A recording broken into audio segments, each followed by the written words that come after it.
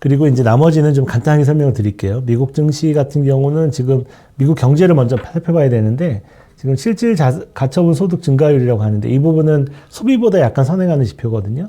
미국은 경제가 70%가 소비니까 이 지표가 되게 중요해요. 이게 마이너스 크게 꺾이면 경기 침체가 오는 거죠. 사람들이 쓸 돈이 없는 거니까. 지금 이제 마이너스 전환되기 직전이에요. 그래서 이게 이제 전환이 되면 아마 소비에 타격이 갈 거고 경기 침체 올 확률이 높아지겠죠.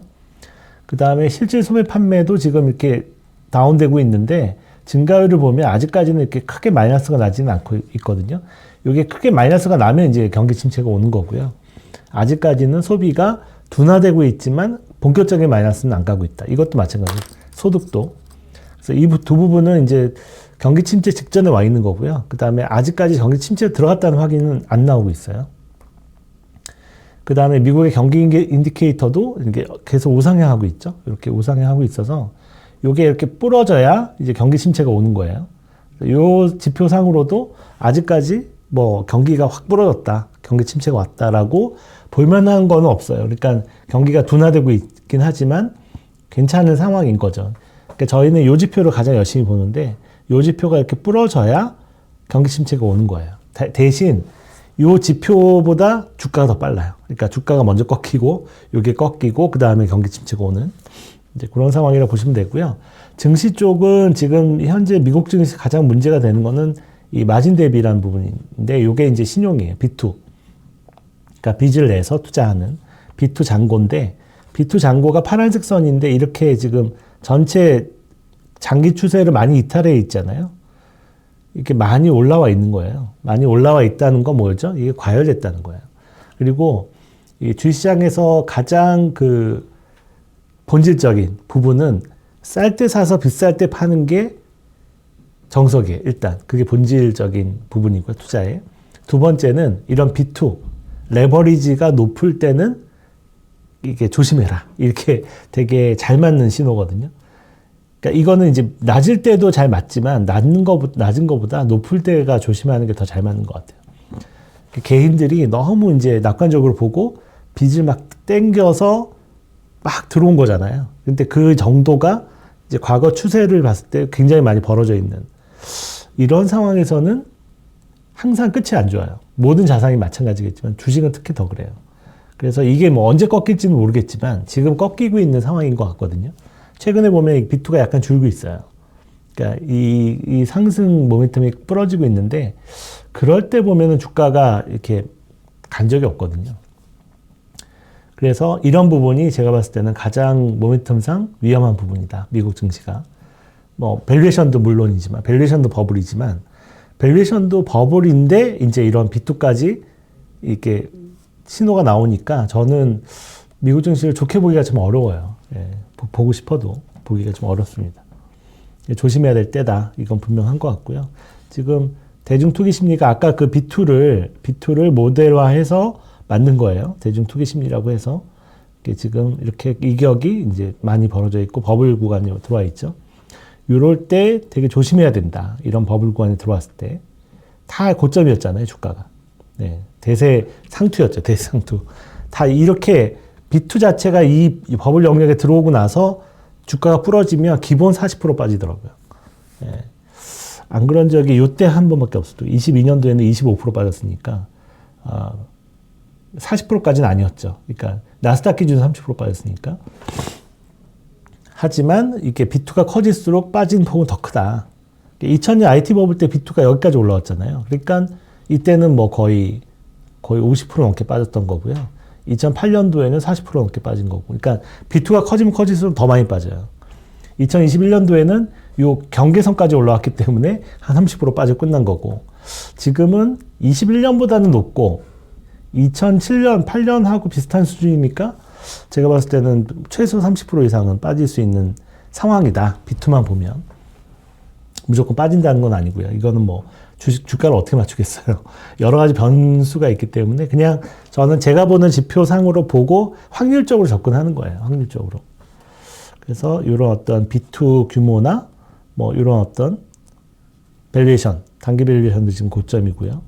이런 것들을 봤을 때는 이제 고점에서 꺾이고 있는 거죠. 지금 꺾이고 있는 거고 봤을 때는 지금은 좀 미국 주식은 굉장히 높다. 그리고 이제 약세장으로 전환될 가능성이 좀 있다. 그리고 경제 지표들을 봤을 때는 아직 경제 지표, 경기 사이클이 살아있긴 하지만 이런 것들이 언제든지 주가가 먼저 빠지기 때문에 사실 이런 경기 지표를 보고 팔면 늦어요. 예, 그렇기 때문에 이거는 참고삼아 보는 거고. 근데 어쨌든 흐름상으로는 경기 침체에 근접하고 있잖아요. 이 보면 흐름상으로는 근접하고 있기 때문에 이 정도면 이제 경제를 봤을 때 크게 기대는 안 하는 거죠. 아, 그러면 그냥 증시만 보면 되고, 증시가 이런 B2 같은 게 많이 늘었기 때문에 아, 조심해야 되겠구나.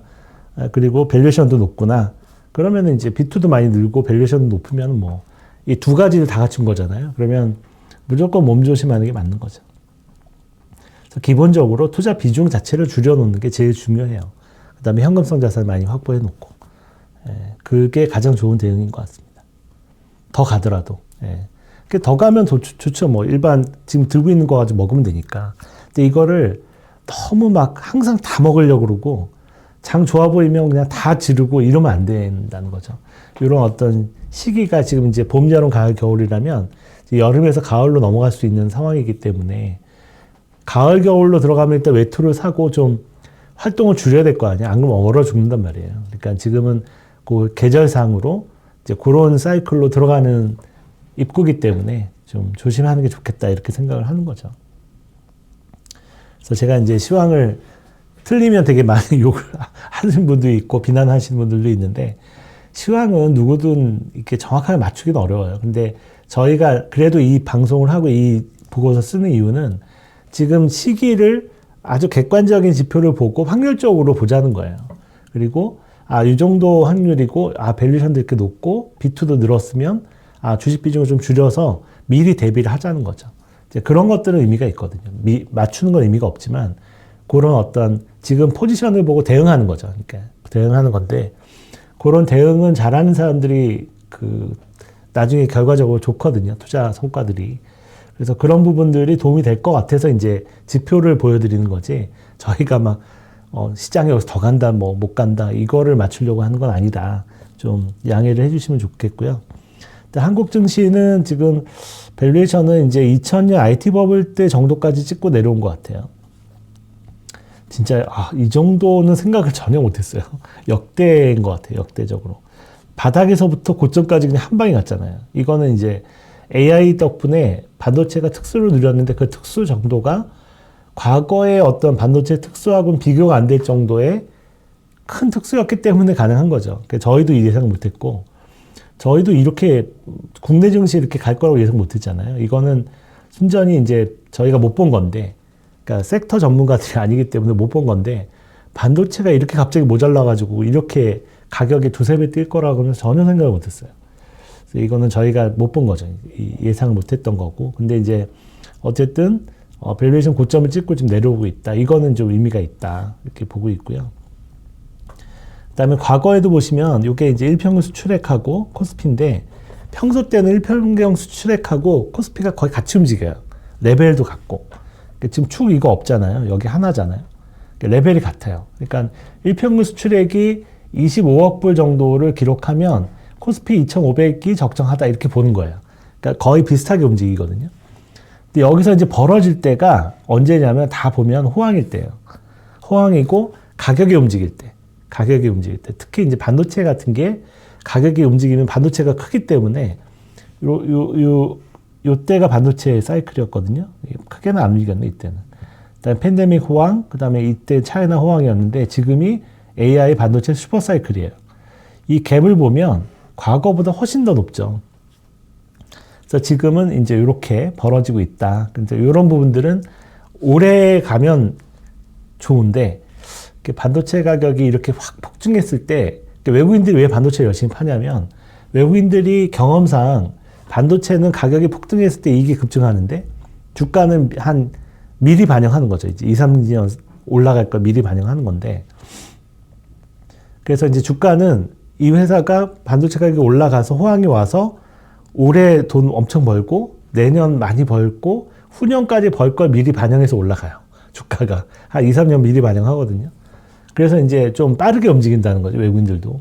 근데 이제 외국인들이 반도체가 호황일 때 항상 파는 타이밍이 언제였냐면 그러니까 주가 고점을 치는 타이밍이 이 반도체 업체들이 증설을 할 때예요. 설비 투자. 그러니까 너무 호황이니까 돈을 엄청 벌어가지고 이제 투자를 하기 시작해요. 설비를 늘린다는 거죠. 그 늘릴 때가 주가상으로는 고점일 가능성이 되게 높았어요. 과거에도. 그래서 이번에 이제 미국의 마이크론이 지금 설비 투자 계획 발표했잖아요.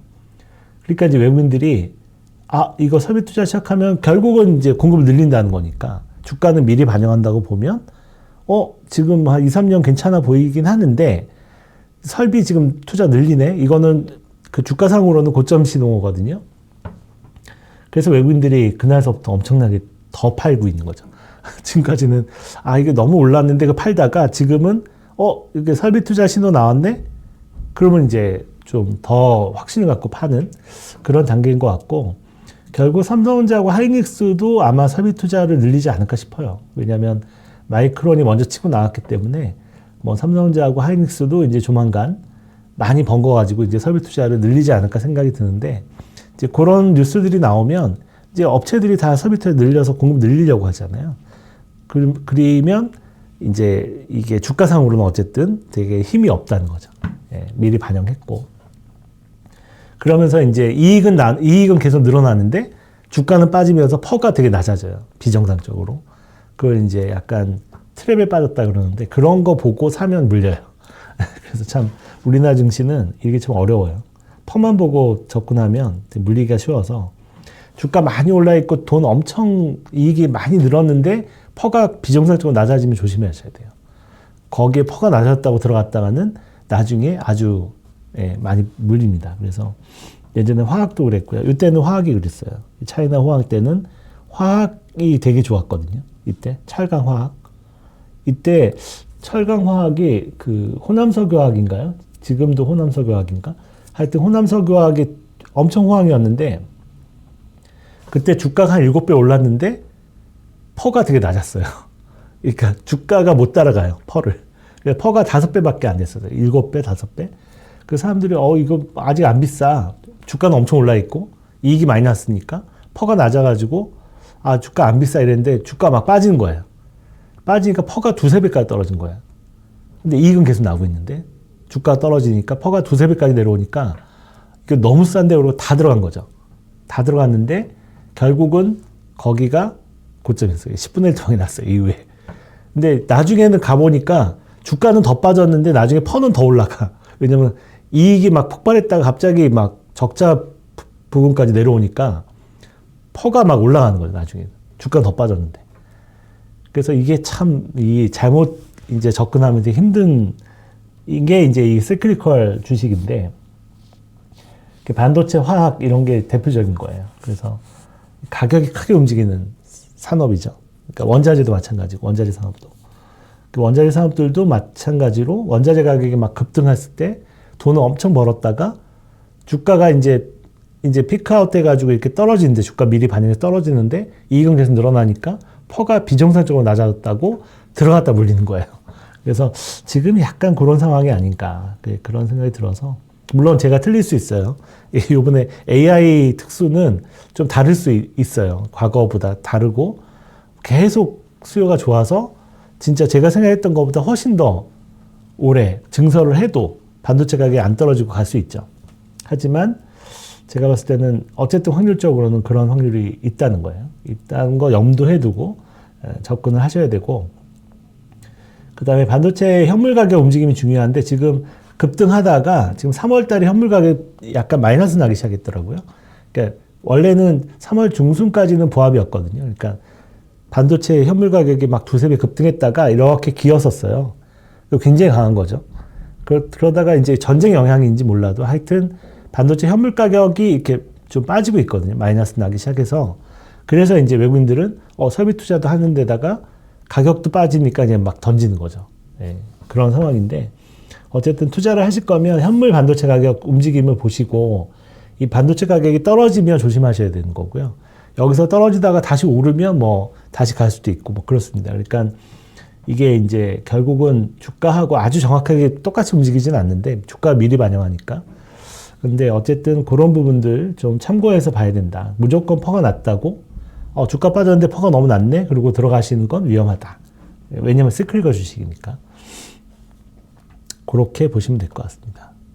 그 다음에 기술적으로 보시면 그 달러 환산한 삼성전자, 외국인들 입장에서 삼성전자 주가겠죠. 이거와 YOY 2년, 그러니까 2년 전 주가 대비해서 모멘텀 지수를 만든 건데 보통 2년 사이클이니까 이제 그렇게 보면 지금 거의 고점에 와 있다. 예, 그런 거 의미가 있고요. 그러니까 외국인들 입장에서 보는 거죠. 그 다음에 달러 환산 코스피의 장기 로고 차트 상으로도 고점에 와 있다라는 거예요. 그래서 이런 것들을 보면 좀 이제 좀 조심해야 될 때가 된 거죠. 달러 환산으로 봐도 그러니까.